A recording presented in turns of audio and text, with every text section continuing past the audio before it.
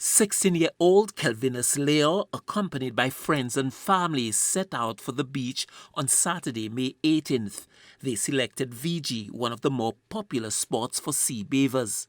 With conditions near perfect, who would have thought that tragedy was about to strike? According to reports, Kelvinus Leonie swam out to retrieve an object from the water. This, according to sources, he did. But he ran into difficulty in his efforts to return to the shore. The situation moved from difficult to dire in quick time.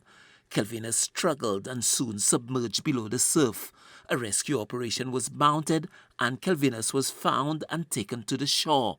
But he displayed no sign of life. His grandmother, who requested that her identity be concealed, says his loss is unbearable. It's very hard. It's hard. Very hard for me. It's hard. Each time I open my window, I would see him. He was a good boy. Not to say he was a bad boy. He was a good person for me. Public Relations Officer of the St. Lucia Fire Service, Stacey Joseph, says despite the best efforts of the responding officers, Kelvinus Leonie was not resuscitated. On Saturday, May 18th, at approximately 11:50 a.m., emergency personnel at the Groseley Fire Station responded to a call relating to a suspected drowning incident at Vigie Beach in Castries.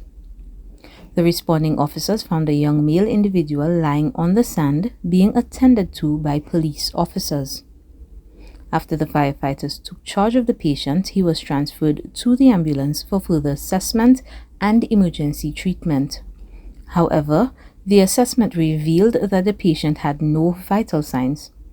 He was then rapidly transported to a medical facility and handed over to medical personnel with no change in his condition. Kelvinus Leonie was a student of the Stanley John Odlum Secondary School. His grandmother says he was a very important part of her life. Every minute I see them, I'll cry. Very hard. What do you miss most about him? Everything.